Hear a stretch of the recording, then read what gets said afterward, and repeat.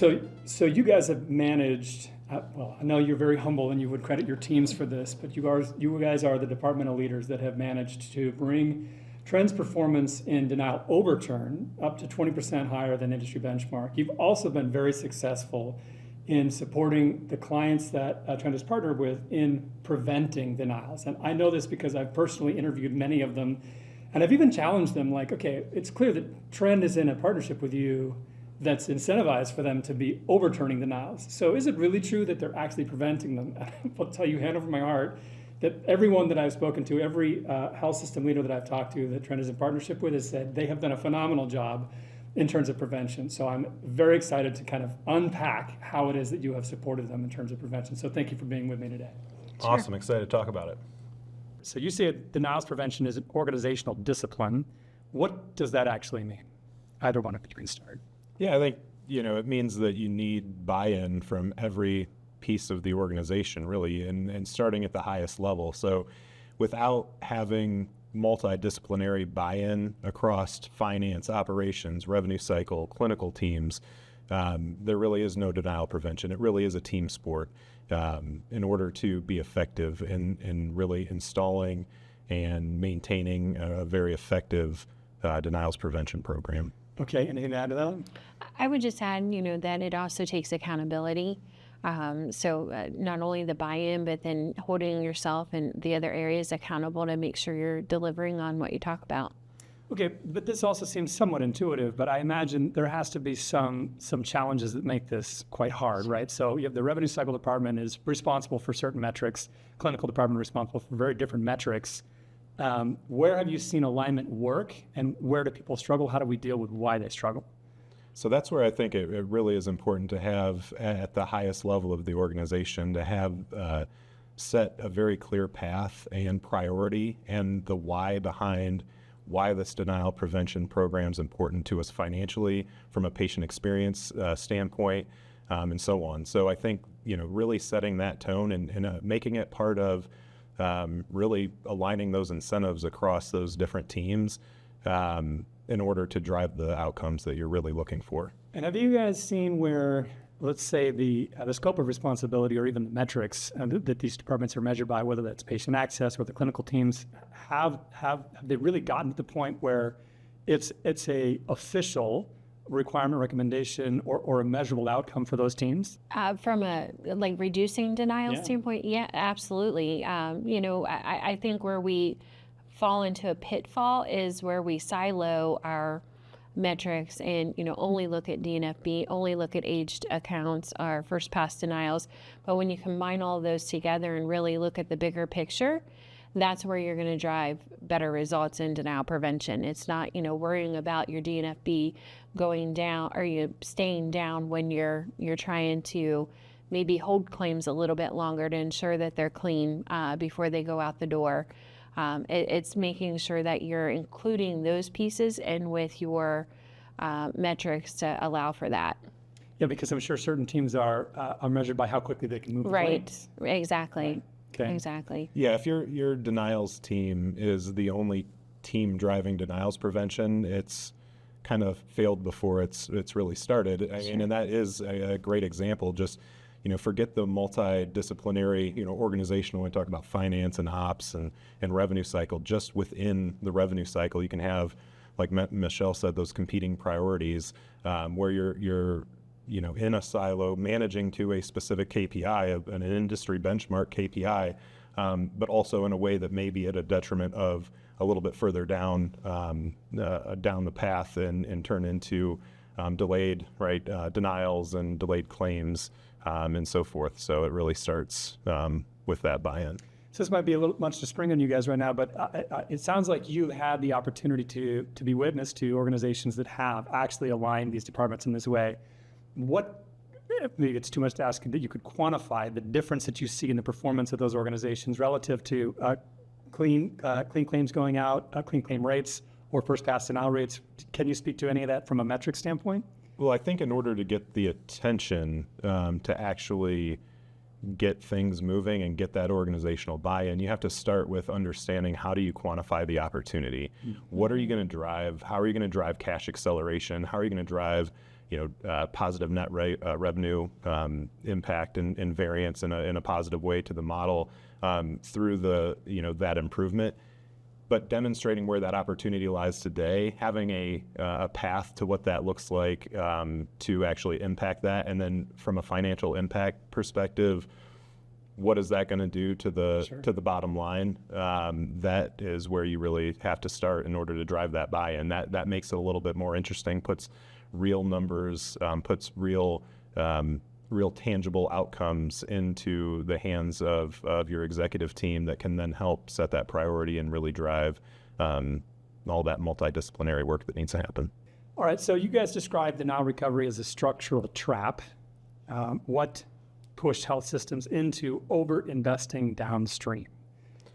Yeah, and so I think, when we say over-investing downstream, that's completely necessary. Denial recovery is a vital piece of revenue cycle operations. So when we say over, I think, where the failure point can be is only investing, maybe versus over, and it's the only investing in recovery. Understand. And not focusing, because really denial recovery doesn't need to be an investment of dollars. It needs to be an investment of focus and priority and execution, but not necessarily a large investment from dollars. And so I think that's where that operational discipline to invest in that, make it a priority, you can really drive the results, which by nature will obviously, with reductions in your first pass denials and making improvements in those in that prevention, will ultimately lower the cost on recovery.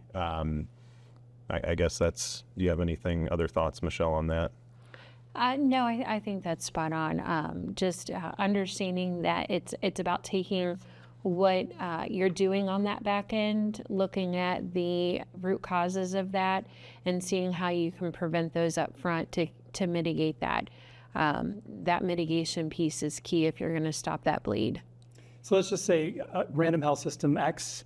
I'm just curious, do you find that the majority of health systems are in this imbalance, that the investment that they're making downstream should be balanced out by a deeper investment upstream? Or do you find that many health systems already have that figured out? Kind of where do the majority of health systems lie on that spectrum? I don't know that I could say on the majority. I think obviously those hospitals and health systems that are struggling from a resource standpoint just to stay above water with the incoming denials, it's hard to then take that and take those resources and focus in prevention. So I don't think it's from a lack of want to or know-how, but sometimes it can be resource driven. And I think the providers are all on a different part, I think, of that journey from what we see. Some are very well completely invested in prevention and take those insights that we bring back in the work that we do and partner with them to help them drive those type of prevention efforts. And then we have some that maybe we can help push them or drive them along that way and really partner to elevate their performance there. Do you find this is it sounds like what this is in a way is like a slow down to speed up kind of situation where you have to recalibrate for upstream prevention, but a lot of health systems dealing in just razor thin margin situations, and the idea of any kind of a slowdown is probably terrifying. Sure. So are there ways that support can be brought in or resources can be reallocated? How can you make it realistic to pursue something that is a slow down to speed up situation when slowing down at all is like an existential threat? Yeah. So I think I don't think we would suggest necessarily the slow down piece of it. It's making sure that you have the right analytics. You're measuring those all the factors within that analytics appropriately, and that you're bringing the first step is bringing visibility to it, right? Sure. So that's really the biggest piece is getting that, understanding it, understand what would prevent it, bringing the right teams to the table, and then having a plan to execute it on that, and then going back to what Michelle said and having accountability around what's that target that we're trying to get to, I think is extremely important. It sounds like measurement and then interpretation. Yeah. Right. So we see where they're being caused. Yeah. And now we need to understand, all right, so how do we unpack that to change the upstream processes effectively and then take that action? And that data analysis can be a big gap for some providers as well. So, I mean, just getting that portion of it into that, those first pass denials, to be able to parse all of those out and then identify where those pockets are. And just getting that off of the ground is a bigger step than, I think we're necessarily doing it justice. Sure. And that can out of the gate be the gap of execution. Yeah, and just having some vulnerability, I think, within the whole process too is important, because a lot of times people feel like it's pointing fingers at areas that are causing the issue, instead of, just taking ownership of that and acknowledging, that there's work to be done in each area, and it's not one specific area's responsibility to drive that. It's really a team effort. Okay. One of the lines from the article is if denial prevention isn't automation, it's something else, right? So I know a lot of people in the hot pursuit of automation and anything that they can find, put their hands on and automate in their systems. Can you unpack for me kind of the juxtaposition of effective denials prevention and automation? How do they relate to each other? I think it goes back to what David said about understanding the data. You can use analytics and AI to help scrub through that data, but without manual clarification on that and identifying that it's correct, you might be going down a completely wrong path. So AI definitely can help help pull together your root causes and identify the pockets, but then you have to really dig into it and understand that that's actually the correct data. Yeah, it's not going to change your upstream processes. Yeah, you still have to put the work in. Okay. And even without AI, it's the leveraging the technology you have that to go back and where you can systematically fix those items that are causing some of those denials today, ensuring that you're optimizing your system build for those type of edits or revenue checks is vitally important, so that you can discontinue that same pattern. Well, certainly I've heard it before that if you automate bad processes, you just have faster bad processes. Right. So where do most prevention efforts quietly fail? My opinion is in the accountability piece, okay. and thinking it's somebody else's job to do it. Taking ownership in every area and just, again, I use that word vulnerable, to understand that, every one of us have something that we could do better in our area, and we've got to capitalize on that. Okay. And I think I would say that, if denial prevention lives within the denials team and it's a denials effort, or if it just lives within the revenue cycle team and it's a revenue cycle effort, both of those things may have some impact, not the impact you're looking for. You need to have it broader than that, have that buy-in, where you're not going to make the prevention efforts really maximize the prevention efforts in any way without that. Yeah. You say denials prevention fails when it lives exclusively in the revenue cycle. Anything else you want to add to that? No, I think we've probably said that in a couple of different ways. So I think, if there's a takeaway, that's the biggest piece. It's not, from my perspective, it's not, like we say, a denials team only initiative, and it's not really a product that you're out there buying. It is a focused effort. Okay. So executive alignment is a must-have. You mentioned this. Can you tell me more about what that actually looks like? I'm sure people have written that note down. You need to turn it into sort of a practical execution list. How is that achieved? Yeah, I think again, aligning incentive and priority around the why we're doing this, and then being very consistent in our pursuit of that, because it can be slow to start, right? It's when you're putting in a denial prevention program, people are not always, they're not quite sure why are we spending our time on this maybe. But as you move forward and you start getting those wins, and there's real financial impact, and you start realizing that through cash pickup and acceleration as well as net revenue impact, that starts getting that buy-in. People start hitting targets. They start seeing first pass denial reduction. We're seeing cash acceleration. All of those things, you start building up a little bit more trust, I think, within the organization. You're kind of breaking down some of those silos that maybe live between some of those clinical departments, your revenue cycle team, your coders, et cetera. Do you have a sense of how often that executive team would be meeting, or does it become an agenda item in meetings that are already happening? I think it becomes an agenda item, as you're into normalized operations. When you're trying to impact change and implement, I think that's probably worthy of its own executive meeting. Certainly in the folks actually driving prevention, that's not a one team meeting. That's a series of meetings with multiple departments, multiple clinical teams, potentially multiple facilities, and so on. But as far as like executive level review, I think early, that buy-in and that focus is important, again, to set that tone on where the priority is. Eventually, as you normalize those operations, I think that moves into more of a portion of or an agenda item in an existing meeting. Yeah, you folks have mentioned that you can be quite successful actually in preventing certain types of denials, but things are always shifting, and new Sure. forms of denials are occurring throughout the year for different reasons. What is your thought about how do you stay ahead? I mean, you can move the needle and achieve success, but it's not, hey, good job, we're done. How do we keep this loop going? I think you recognize early patterns that you're starting to see within the receivables.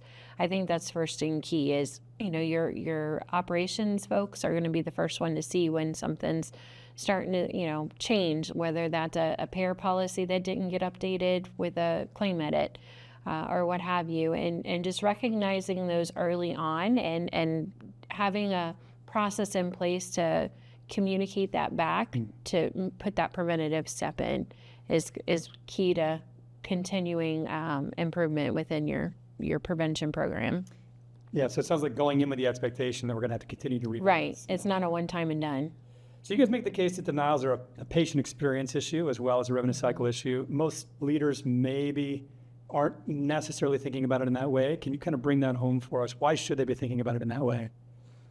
Yeah, so I think of a recent example. I actually had somebody stop me on the street the other day that I had known, and she was asking me about a denial that she received on an account where she had an MRI, and As a patient. A patient, just an acquaintance of mine that she just knew what job I did.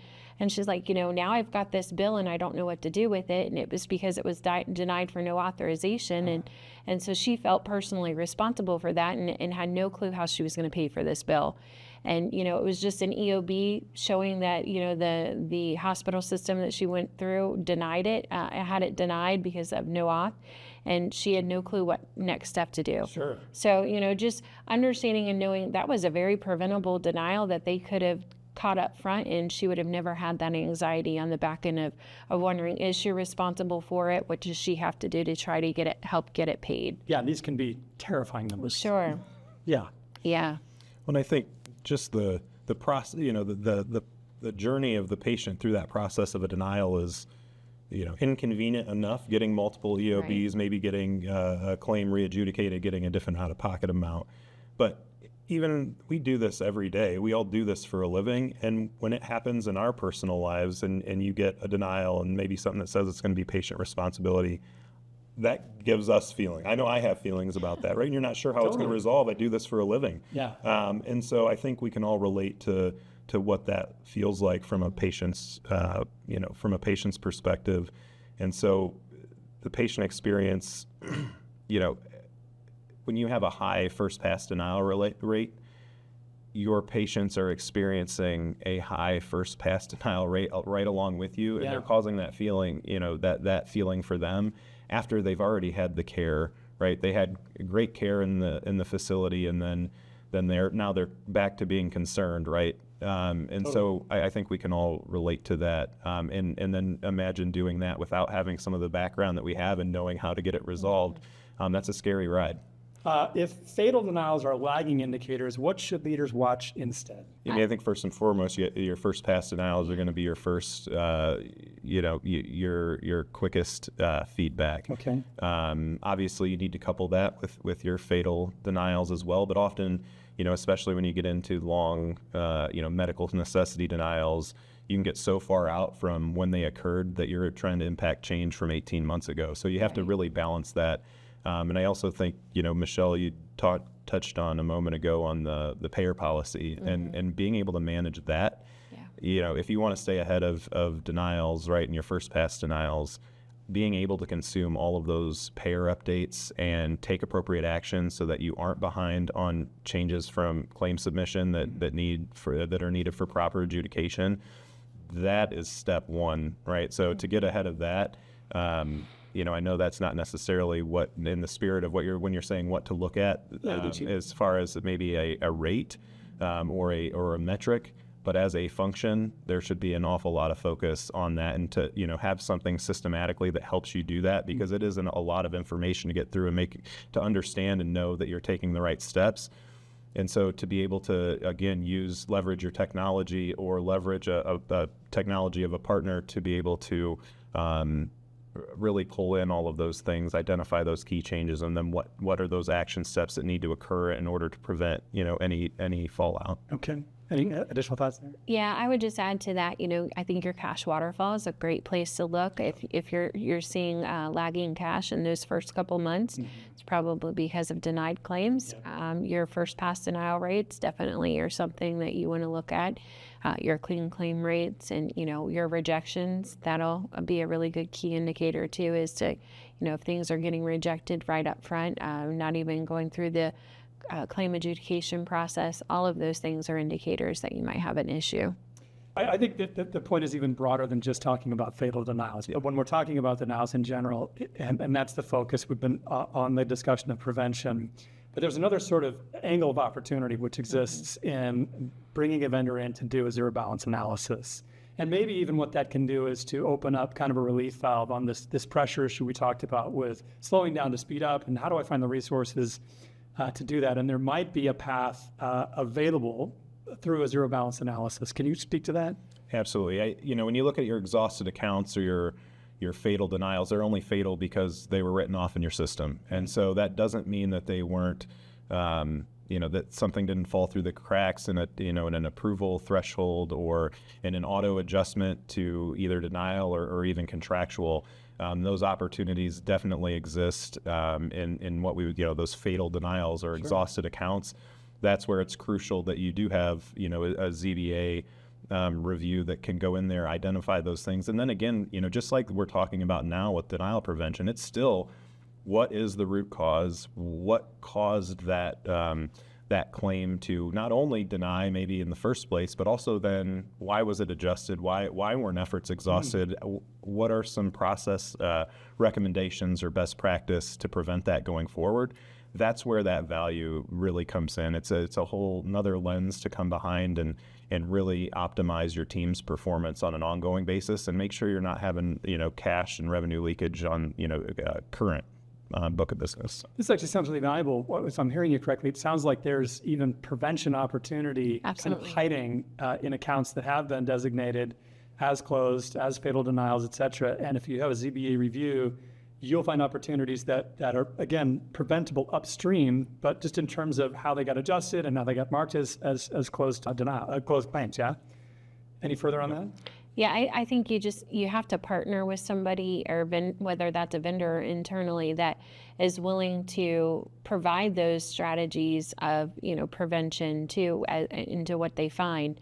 There are always going to be opportunities, so it kind of sounds counterintuitive to give away the secret sauce or what have you on what you're finding, but without providing that and trying to prevent some of that, you're just going to continue to see a snowball that's going to be so big that nobody can get through it. So I think I have an intuition as to why you guys have provided this, but you provided a caution in the article that progress should be measured quarter over quarter, not week by week. I think I have an instinct as to why that might be, but can you share why it's better to measure this quarter over quarter? Yeah, you're not going to see immediate results when you start something, so looking at your metrics week over week, you may not see the needle being moved, and it's easy to, want to stop efforts and redirect someplace else that has a bigger fire. But looking at those month over month or quarter over quarter, you are going to start seeing those metrics move, and you're going to see your first pass denials go down. You're going to see your fatal denials go down over time. You're going to see cash acceleration, and some of those other areas that you're looking for improvements, you're going to see come from a more month over month and quarter over quarter aspect. This may not be something you can speak to, but if somebody were to start really focusing, getting that executive alignment, undertaking the suggestions you provided, is there something that you could say as the time frame that they should start to expect to see results? I mean, clearly not in a week. Yeah. Right. Well, and I think just to clarify, the focus is a daily and weekly Sure. focus. It's being led at that level Right. on a very focused, very, very consistent daily, weekly routine. As far as measuring success, though, yeah, it's going to take a little bit of time to impact change. You're going to obviously start with where your biggest pocket is and your low-hanging fruit. So I would expect, though, you have some targeted things that you expect to be able to impact over the first 30 days of a measurement period. And that might be one thing. You may be focused on one singular thing, one behavior that needs to change, and get a key win. But that is easily attainable in the first 30 days. So I'm sure this is provider by provider, that the root causes are going to differ. Are there 3 areas that you almost always see come up? Authorization, medical necessity, level of care. Those are probably the top 3. Okay. And again, you want to give me just a quick on like 1 or 2 thoughts Yeah. for prevention on those? Yeah, absolutely. So, authorization, obviously having strong upfront processes that identify which payers are requiring authorization on what services is key. Making sure that you're comfortable with maybe scheduling something out if you don't have an authorization, and that's going to come maybe with that impact of patient satisfaction on it. So having that buy-in that that's the route that you want to go, and it may cause somebody to be another week before they can get their MRI, or suffering with that denial on the back end that you have to do if it's emergent. I think with medical necessity, it's all about documentation and having a strong CDE, CDI team, and providing real feedback on what missing documentation is within the medical records, making sure that those med-nec checks are upfront, and that you have them turned on for the payers that are, require Medicare guidelines. Turn them on even if it's a commercial. If they're using Medicare as their base, then you need to have your edits, firing for your Medicare edits on those as well. So just understanding, what policies the payer has and what guidelines they follow is key in making sure that you have the right diagnosis is on the right accounts, and that you're, providing the right care. So I think the third thing I mentioned was level of care. Mm-hmm. I think where providers really get tripped up is this new 2-day or 2 midnight rule that Medicare has out there, and just assuming that everybody that stays more than 2 midnights should be inpatient. I see a lot of accounts that come through that the provider's like, well, we want you to fight it because they stayed 2 midnights. Well, it still has to have medical necessity behind whether they're inpatient or not. A delayed discharge does not mean that, it was medically necessary to be inpatient. So having a strong process around your 1 and 2 night stays, and maybe even those 3 night stays, and looking at those from a utilization review, or having your case managers look at those to make sure that medical necessity was met for inpatient is another key area to make that prevention. Well, it's called 5 minutes of solid gold. Right. There you go. Thank you for all of that. Sure. So what I want to do, just to check on it, if you had anything else to add about the mindset shift leaders need to make to move from recovery to resilience, anything else to add there?